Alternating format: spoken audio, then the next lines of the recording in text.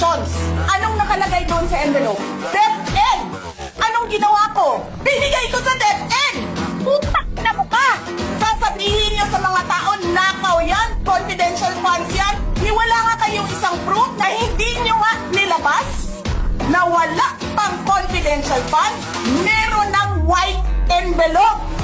Bongbong Marcos, presidente ka, may speaker ka na involved sa bribery ng Supreme Court justices.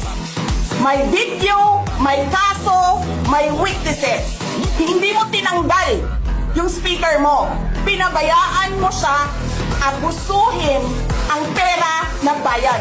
Namimigay ng pera na para bang kanya. Martin Romualdez, nangangampanya tayo. Nakasakay tayo sa eroplano. Magkatabi tayo. Nagre-reklamo ka, putang ina ka, walang pera. Kasi, ano sabi mo? Giom-om ni Lisa Marcos o BBM ang kwarta.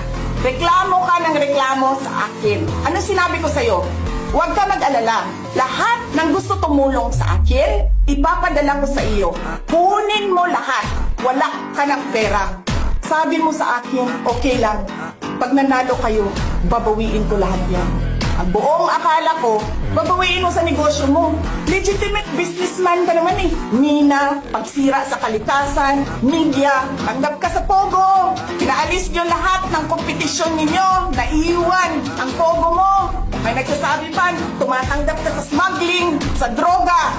Tapos kuha ka sa National Treasury. Akin ito. Babawiin ko lahat. Masakit sa akin, Martin, hindi yung pagsira ng pangalan ko eh. Ang masakit sa akin, maalis mo man ako sa presidential race, hindi pa rin ikaw ang presidente. Tingin mo. Walang buboto sa'yo. Please lang. Wala. Hindi ka nga dumadaan ng contest eh. Kasi wala kang kalaban sa Tacloban. There is nothing in you except money.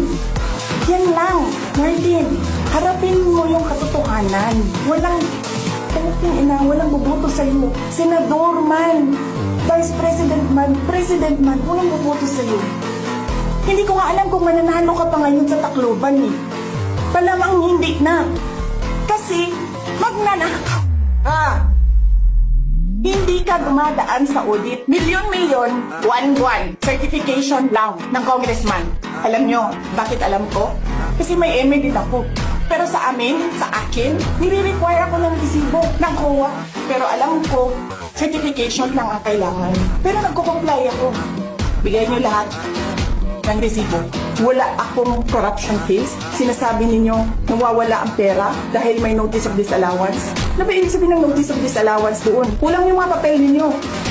Kasalanan ko ba yan? Galing sa field ang papel. Hindi naman ako ang gumagawa ng papel eh. Walang nag-audit sa inyo. Sino ang nag-audit ng confidential funds ng Office of the President? Wala.